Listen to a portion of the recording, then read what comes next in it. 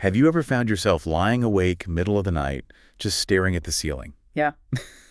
You're completely exhausted, but your mind is just racing 1,000 miles an hour. Oh, yeah.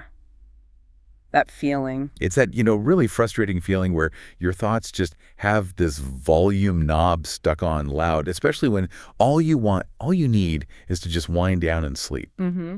What if we told you there's this really profound, almost invisible link between that racing mind and your actual sleep, and that really getting it, understanding it, is the absolute first step to getting your nights back? Yeah, it's like an invisible thief, isn't it? This Invisible thief, I like that. It just sort of slips into your bedroom, fiddles with the lock on your brain maybe, and just steals that precious rest you really, really need. And it's not just one thing affecting the other, right? Mm-hmm. That's what's key here from the sources we looked at. Exactly. What's truly fascinating and maybe a bit scary is that it's not a one-way street at all. We often think, okay, stress stops me from sleeping, but the reality, it's way more complex. It's like a real feedback loop. You really hit on something crucial there. Yeah. We're talking about a deeply interconnected, almost symbiotic relationship. Mm-hmm. It's bidirectional. So poor sleep can actually ramp up your stress levels. Right. And then high stress, of course, causes sleep problems. It creates this really challenging, vicious cycle that once you're caught in it, it feels almost impossible to get out of. Totally. You get stressed, you can't sleep. Then, because you haven't slept, your brain is even more vulnerable to stress the next day. It just keeps feeding itself. Yeah, exactly. A self-perpetuating loop. Precisely. And when we talk about, healthy sleep, what are we actually talking about? It's a naturally recurring state, mind and body. Okay. It's characterized by altered consciousness, yeah, but also reduced sensory activity, less muscle activity. And crucially, it's this vital period for repair, recharging. Your whole system needs it. It's not just about feeling less tired then. Oh, not at all. It's about deep physical and mental restoration. And the guidelines are pretty clear for adults. You need somewhere between 7 to 9 hours consistently. 7 to 9. That seems like a lot these days for some people. It does, but anything less, and you're potentially, setting yourself up for problems down the line, health problems, emotional challenges. Think of it like your body's reset button. If you don't press it properly, things start to glitch. Okay, so how do we actually get trapped in that cycle you mentioned? What are the main stress factors, the things that really fuel this mess and stop us getting that restorative sleep? Well, there are a few main culprits that just keep popping up. They consistently stop us from properly relaxing, from shutting down those mental gears. Right. One of the biggest and maybe the sneakiest is overthinking. Or rumination, if you want the technical term. Hamster wheel. Exactly. That endless loop of thoughts, worries, replaying conversations, making mental to-do lists.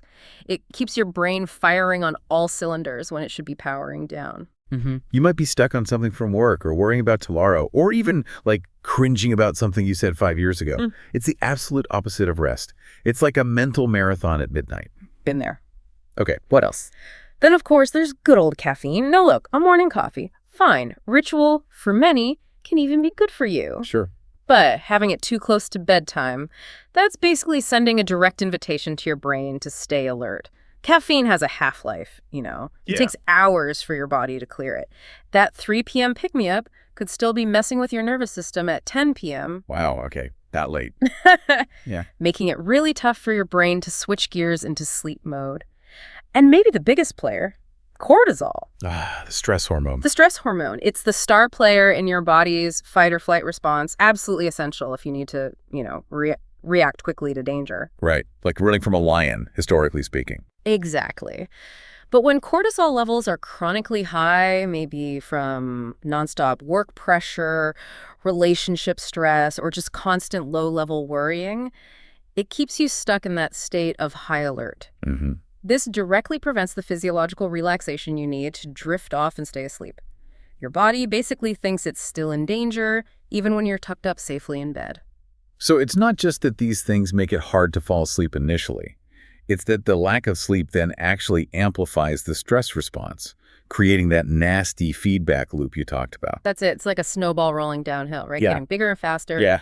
You're more stressed because you didn't sleep well, and then you can't sleep because you're more stressed. It's exhausting just thinking about it. It really is. Sleep deprivation doesn't just make you feel groggy. It fundamentally dials up your stress response, your emotional regulation, often the first thing to go out the window. So you get more irritable. Exactly. Less resilient to everyday hassles, quicker to get frustrated or angry, less able to cope with even small setbacks. And that, in turn, makes it even harder to get good sleep the next night. Your mind's already kind of primed for distress. It's a really damaging pattern, impacts everything: your work, your relationships, your health. And I bet a lot of our listeners are really feeling this because the data, the actual numbers on stress and sleep, they're pretty stark, especially it seems for younger generations. Absolutely. This is where it gets, well, frankly, a bit worrying. It looks like we're facing a kind of modern epidemic of stress and sleep issues. Mm-hmm. And some groups are hit harder. The stats tell a story. Gen Z and millennials, they report the highest levels of stress. We're talking 44% of millennials, and get this, 48%, almost half of Gen Zers say they feel stressed all or most of the time. Wow. And guess what? They're also getting less sleep, averaging only about 6.5 to 7.5 hours a night, often falling short of that crucial 7-hour minimum we talked about. Yeah, and that creates what you can only really call an epidemic of chronic sleep deprivation, especially among these younger groups navigating, a world that feels pretty uncertain and fast-paced a lot of the time. Right. It puts not just their mental health, but their physical health at risk, too.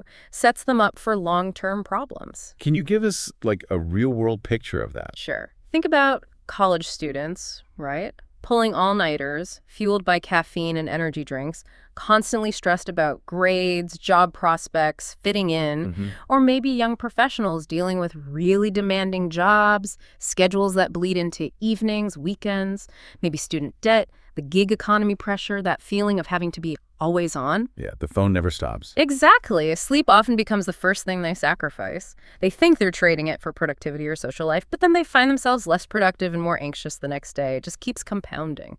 It's not just about feeling frazzled and tired, though, is it? Yeah. There are actual, deep physiological changes happening inside us when stress messes with our sleep. The biology gets involved. That's a really important point. What is going on under the hood when stress hijacks our sleep? Animal studies, which often give us clues about basic brain stuff, have shown some interesting things. Like what? Well, for instance, psychological stress seems to increase REM sleep, rapid eye movement sleep, where we do most of our vivid dreaming. Okay, more dreaming. Is that bad? Not necessarily bad. REM is crucial for processing emotions and memories.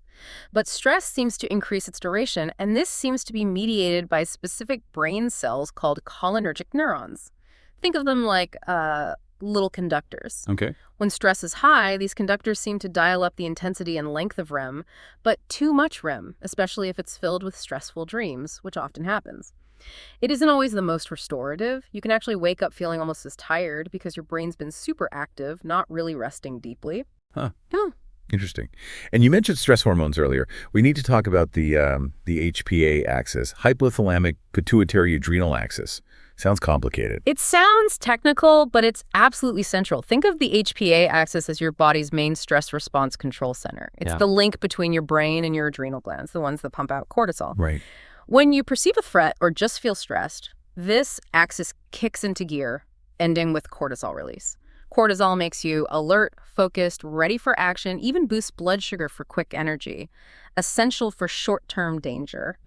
But chronic stress, it messes up the regulation. Instead of shutting off when the danger passes, the axis stays kind of switched on, keeping cortisol levels high. And that dysregulation is a huge reason why it's so hard to wind down and get into those deep restorative sleep stages. Your body's internal alarm system is basically stuck on. Okay, that makes sense. And there's also an immune system link, something about interleukin-6, IL-6. Yes. There's a really clear, strong link between stress, sleep, and IL-6. IL-6 is what's called a pro-inflammatory cytokine. Basically, a messenger molecule telling your immune system to gear up. Okay. Now, both sleep deprivation and psychological stress are known to significantly increase IL-6 levels. And when IL-6 is high, it triggers what scientists call sickness behavior. Sickness behavior, like when you have the flu. Exactly like that. Right. Tired, sluggish, maybe achy, just feeling generally unwell. Your body's trying to conserve energy to fight infection. Right. Normally, this is helpful, but when psychological stress keeps IL-6 elevated all the time, it creates this chronic, low-grade inflammation. It not only makes you feel sick and tired, but it also directly interferes with how deep and efficient your sleep is. It's another feedback loop. Feeling run down becomes almost indistinguishable from being stressed and sleep-deprived. It's like your body's constantly fighting an invisible infection. Wow. So it really is far more than just feeling tired. This ongoing battle between stress and sleep has these huge tangible impacts on how we think, how we feel, our long-term health. Absolutely. Let's start with cognitive performance, your ability to think clearly. Sleep deprivation tanks it. Ever tried tackling a complex problem at work or studying for a big exam after a really bad night's sleep? Your brain feels like it's wading through treacle. Totally. Simple things feel hard. Exactly. Missing details, struggling to remember things. And here's the tricky part. Sleep deprivation can mess with your self-perception. You might think you're powering through okay. Right, I'm fine. But objectively, your focus is shot, your decision-making is impaired, your efficiency is way down, and this feeds right back into the cycle. High stress, poor sleep, poor attention, you're less able to learn, less able to regulate your emotions. It's a constant struggle. And physically, what are the immediate things people notice beyond just wanting to crawl back into bed? Short-term fatigue, obviously, and headaches are incredibly common. The stress headaches. Yeah. Combine that fatigue and headache with excessive stress, and they get much worse. Yeah. Your body's working harder. It's constantly on alert. That makes the fatigue feel overwhelming. And the headaches often come from that sustained muscle tension, that fight or flight thing. Tension headaches are making migraines worse. And these short-term things, they can actually stick around for days, weeks, even months if the stress and sleep loss continues. They become chronic. Okay, that's the short term. But the long game. If this stress-sleep cycle goes on for years, what are the really serious physical health risks? Unfortunately, they're significant, particularly for your heart. Cardiovascular health takes a big hit. How so? Chronic stress keeps your sympathetic nervous system, the fight or flight system, constantly activated. Over time, this leads to changes in heart rate variability. Basically, a healthy heart rhythm is flexible, a stressed one is more rigid. Okay. This sustained activation also pushes up blood sugar and blood pressure. Persistently high blood pressure, combined with other stress effects, contributes to plaque building up in your arteries. Atherosclerosis. Right, narrowing the arteries. Exactly, which seriously increases your risk of heart attack and stroke. And here's a crucial link to SLEEP. Your blood pressure naturally dips during sleep. It's restorative. If you're chronically sleep deprived, your blood pressure stays higher for longer, missing that important nightly dip. There was an alarming study. It showed just 1 hour less sleep per night can increase calcium buildup in your arteries by 33%. Wow, 1 hour, 33%. Yeah, and that calcium is a major part of plaque. So stress plus lack of sleep, it's a really dangerous combination for your heart long term, a constant silent strain. And it's not just the heart, right? It hits our metabolism too, increases the risk of obesity. Absolutely right. It's another direct consequence of that loop. When you're stressed, that cortisol release we talked about, it can directly increase your appetite. The stress eating. Especially cravings for unhealthy stuff, sugary, fatty foods. Comfort foods, it also makes it harder to control how much you eat. Then layer on sleep deprivation. Lack of sleep throws off the hormones that control hunger and fullness. Ghrelin, the hunger hormone, goes up. Leptin, the fullness hormone, goes down. So you feel hungrier and less satisfied? Exactly. Even if you don't actually need the calories. Plus, when you're exhausted, you're way less likely to exercise, right? So you're burning fewer calories too.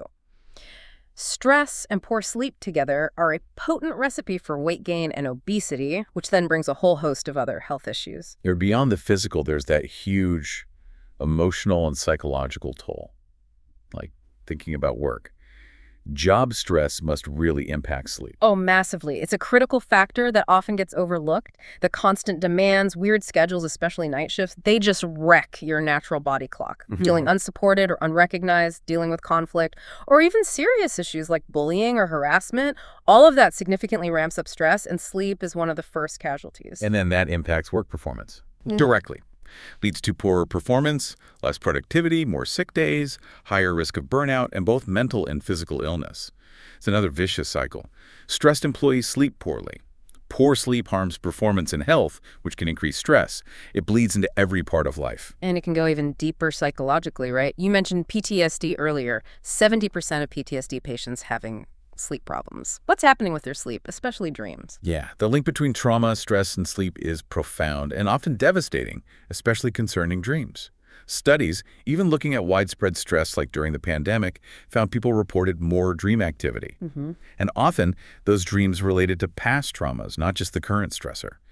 This tells us that significant stress, even if it's not one single traumatic event, can trigger these really vivid, often disturbing dreams, reliving past experiences. That sounds awful. It is. And they aren't just images. They come with intense emotions: fear, anger, anxiety. You wake up feeling those emotions intensely. There's this physiological fight or flight activation happening during sleep. This leads to something called paradoxical insomnia. Paradoxical insomnia. What's that? It's when you feel like you barely slept, maybe just got fragments. Even if a sleep tracker might show you technically got some hours in, your perception is that the sleep was terrible, unrefreshing. Why? Because your brain was on high alert the whole time, reacting to internal stressors, maybe reliving things in dreams. It prevents truly deep restorative rest. There's this disconnect between what the body did and what the mind experienced. It really highlights why we need targeted, non-drug approaches.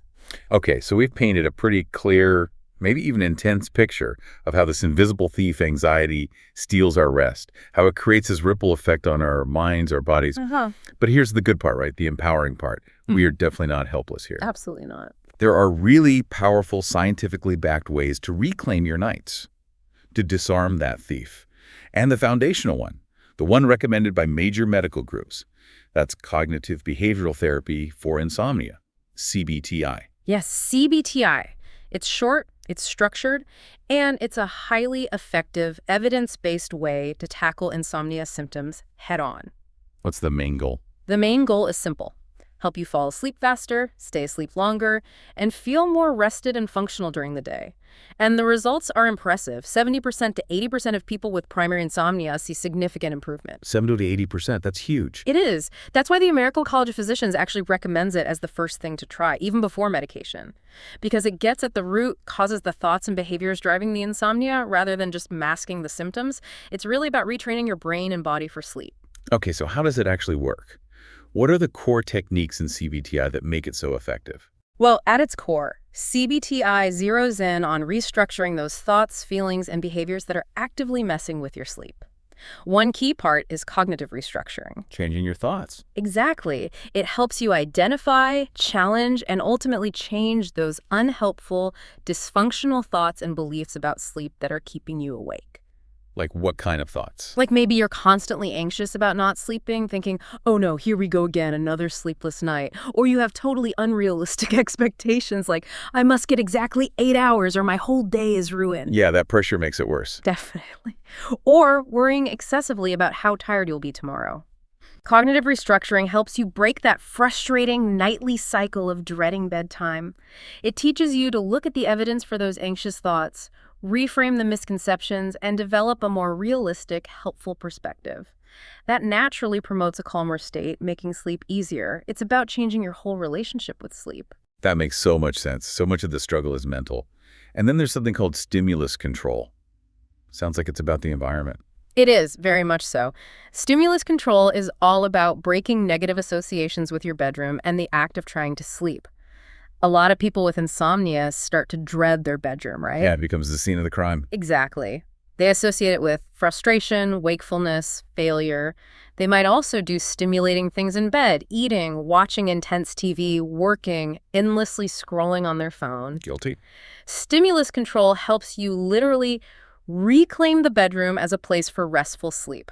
Practically, it means forging a strong, positive link between bed and sleep only. So rules. Simple rules. Use your bedroom only for sleep and sex, nothing else. And if you can't fall asleep within, say, 15, 20 minutes, get out of bed. Get out. Yes, go to another room.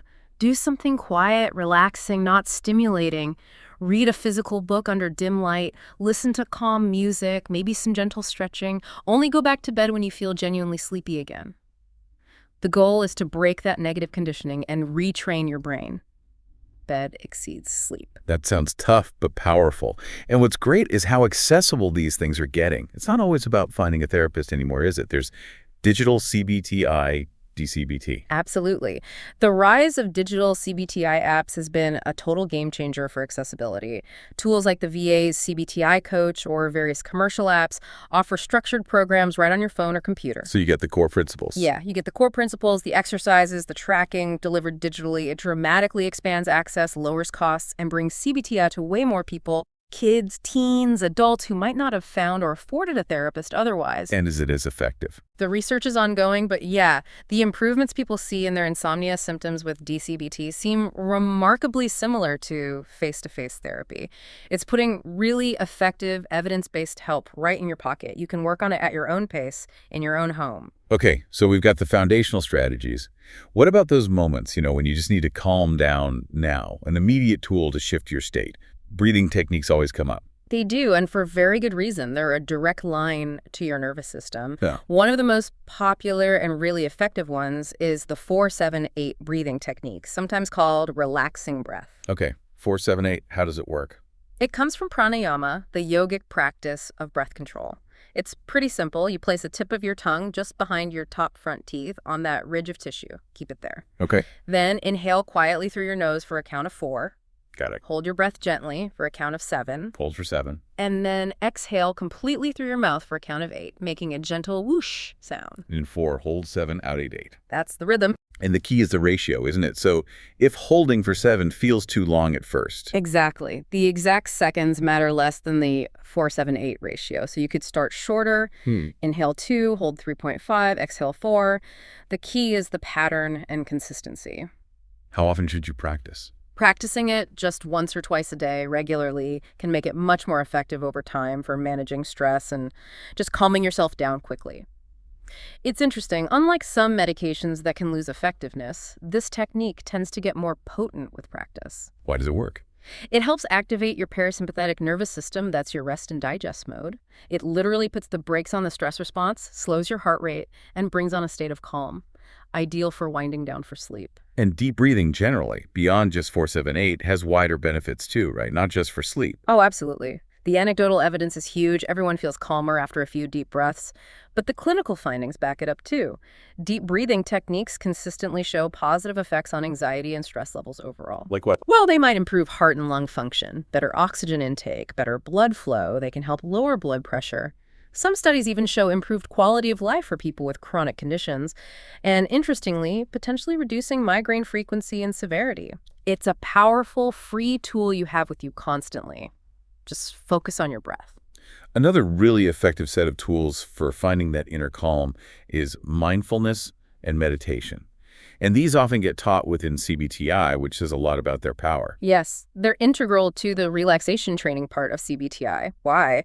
Because they directly target those racing thoughts and that physical tension. They help boost your body's natural relaxation response. How does mindfulness help with sleep anxiety specifically? A core idea in mindfulness-based therapy for insomnia is acceptance and letting go. Acceptance, like accepting you won't sleep. Not quite like resignation. It's more about recognizing your attachment to rigid beliefs about sleep. Those thoughts like, I must get 8 hours, or if I don't sleep now, tomorrow's ruined. Right, those demanding thoughts. Mindfulness helps you develop a more flexible, accepting stance. You notice those thoughts and feelings arise, but you don't have to buy into them or fight them. You acknowledge them without judgment. Like watching clouds drift by. That's a classic analogy, yeah. Yeah. You observe the thoughts and worries without getting swept away by them. This shift in perspective can dramatically quiet that mental chatter that keeps so many people awake. It reduces the arousal and distress tied to not sleeping. And if someone wants to try this, it seems overwhelming, but there are so many free resources now, right? You don't need to go on a retreat. Absolutely not. It's incredibly accessible now. Apps like Insight Timer are amazing, huge library, over 100,000 free guided meditations for everything from sleep to stress, plus a community feel. Okay. Medio is another great one. Totally free, open source, really good for beginners. If you like a specific tradition, the Plum Village app has resources from Thich Nhat Hanh's Zen School. What if someone wants something less spiritual, more science-based? Then Waking Up with Sam Harris is excellent. It's more about neuroscience, the nature of consciousness, very sophisticated, and they have a generous policy if you genuinely can't afford it. The Healthy Minds program is another research-backed one. Lots of variety, even active meditations you can do while walking. Active meditation. Interesting. Yeah. And don't forget YouTube. Just search Guided Meditation for Sleep or Mindfulness for Anxiety. It's a massive treasure trove of free content. There really is something out there for everyone. Okay, so we've talked calming the mind, CBTI, breathing, mindfulness. But what about the body? Sometimes stress just feels like pure physical tension. You know? Tight shoulders, clenched jaw. Oh, yeah. That knot in your stomach. Exactly. And there's a technique for that specifically, right? Progressive muscle relaxation, or PMR. PMR, yes. Yeah. It's a fantastic deep relaxation technique because it directly tackles that physical tension. The idea is simple but really profound. Yeah. You systematically tense, then consciously release tension in one muscle group at a time. How do you do it? You'd start by, say, clenching your right fist tightly for 5-10 seconds. Really notice that feeling of tension. Okay. Then you completely release it for maybe 20-30 seconds. And you actively focus on the feeling of relaxation, warmth, maybe looseness that flows into your hand. Mm-hmm. Then you move systematically through your body, feet, calves, thighs, abdomen, chest, arms, shoulders, neck, even your face muscles. Tense, then release, and notice the difference. And what are the benefits, especially for sleep? It's remarkably effective for general stress and anxiety control. It definitely helps relieve insomnia symptoms, and it can even help with chronic pain. Why? Because it literally teaches your body how to let go of tension. Right. Many people find doing PMR right before bed really helps them fall asleep. It's like sending a physical signal, okay, body, it's safe to relax now. Crucially, it also makes you much more aware of where you hold tension during the day. So you can catch it earlier. Exactly. You learn to notice that jaw clenching or shoulder hunching and consciously release it before it builds up and starts interfering with your sleep later. It's like giving yourself a deep internal massage. Okay, beyond the techniques and therapies, what we eat and drink plays a massive role too, doesn't it? Often underestimated. Let's talk dietary hacks. It feels like food can genuinely be part of our calming chemistry. It absolutely can be. It's a vital piece of this whole puzzle. Your body is a complex chemistry lab, right? Mm-hmm. Certain foods naturally contain sleep-regulating hormones like melatonin or key brain chemicals like serotonin and GABA, those neurotransmitters that promote calm. Plus, they provide essential nutrients like magnesium and vitamin D, which all play roles in sleep and stress management. It's not just about avoiding the bad stuff, but actively choosing the good stuff. Okay, so what are some of these sleep superstars? What should we be looking out for? Let's group them a bit. First, things that directly boost melatonin, your main sleep hormone. Tart cherry juice. This is one of best natural sources. Studies show it can really improve sleep quality, even help with insomnia. Interesting. Tart cherry. Walnuts. Great for healthy fats, yes, but also one of the top food sources of melatonin. Okay. And oatmeal. Good complex carbs plus a little natural melatonin makes for a soothing bedtime snack for some. Okay, melatonin boosters. What else? Next, nutrients for relaxation. Things like magnesium and tryptophan. They calm the nervous system, provide building blocks for sleep chemicals. Got it. Almonds, total powerhouse. Packed with magnesium, vital for muscle relaxation and nerves, plus B vitamins and even some melatonin. Getting enough magnesium is often linked to better sleep, especially if you struggle. Almonds, good snack. Turkey, the Thanksgiving sleepiness. Not entirely a myth. It has tryptophan, which your body uses to make serotonin and melatonin. Plus, the protein helps keep blood sugar stable. Right. Dairy products, milk, yogurt, cheese also have tryptophan. That warm glass of milk tradition has some basis. And bananas are great for magnesium and potassium, both natural muscle relaxants. Okay, relaxation nutrients. What about calming compounds? Yeah, things with antioxidants or compounds that gently nudge your brain towards rest. Mm-hmm. Chamomile tea, the absolute classic. It's rich in something called apigenin, an antioxidant that binds to brain receptors, promoting sleepiness and reducing insomnia. Mildly sedative. Chamomile. Always reliable. Kiwis, surprisingly good. High in fiber, antioxidants, and serotonin itself, which regulates sleep cycles. Some research hints the vitamin C might help too. Kiwis. Who knew? Passion flower tea, another herbal helper, contains antioxidants and might increase GABA, that calming brain chemical that inhibits stress signals, promotes calm, reduces anxiety. Okay. And finally, things for general brain health and sleep support. Right. Fatty fish salmon, tuna, trout, mackerel. Excellent source of vitamin D and those omega-3 fatty acids, EPA and DHA. Vital for brain health, and they seem to help regulate serotonin and melatonin, potentially improving sleep quality. Okay, lots of good options there. What about white rice? I feel like I've heard that mentioned, but it sounds less healthy. Ugh, white rice. It comes with a big asterisk. It has a high glycemic index, meaning it spikes blood sugar quickly. Right. The theory is the subsequent drop in blood sugar might make some people drowsy, aiding sleep if eaten a few hours before bed. But the evidence is pretty mixed, and it seems to apply more to specific groups like athletes. For most of us, focusing on those other nutrient-dense options is probably a better bet for long-term sleep health. Makes sense. But with all these amazing foods, timing is crucial, isn't it? You can't just wolf down a salmon dinner right before hitting the pillow. Oh, absolutely critical. Timing is everything. To get the benefits and avoid digestive trouble like acid reflux, which will definitely wake you up, it's best to eat these foods or any main meal 2 to 3 hours before you plan to go to bed. Give your digestion time. Exactly. Let your system process things without working hard when you're trying to rest.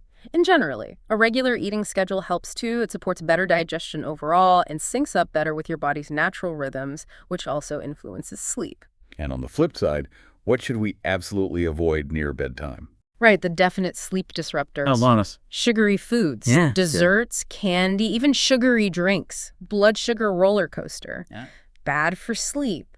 Spicy foods can cause indigestion, heartburn, uncomfortable when lying down. Right. Heavily processed or very fatty foods, they take longer to digest, can cause discomfort, reflux, just general gut upset. Okay. And the big two, of course, caffeine. We know why. And alcohol. Ah, the nightcap myth. Totally a myth. It might make you feel drowsy initially, sure, but it severely messes up your sleep quality later in the night, especially REM sleep. You wake up feeling unrested, often dehydrated. Both caffeine and alcohol are definite no-nos anywhere near bedtime if you want good sleep. Wow, what a deep dive this has been. Yeah. We've really unpacked so much about this complex relationship between stress, anxiety, and our sleep. We've seen how anxiety really can be that invisible thief, stealing our rest from the deep biology involving the HPA axis and IL-6 to the ripple effects on our thinking, our physical health, our mood. Yeah, the impacts are huge. But the really empowering thing, the main takeaway here, is that we are absolutely not stuck. We have this whole toolkit of accessible, proven strategies to break that cycle, to get our restorative rest back. Exactly. From those solid evidence-based therapies like CBTI with its powerful techniques like changing thoughts and reclaiming the bedroom, Right. to those immediate calmers like the 4-7-8 breath or cultivating that inner peace with mindfulness and meditation.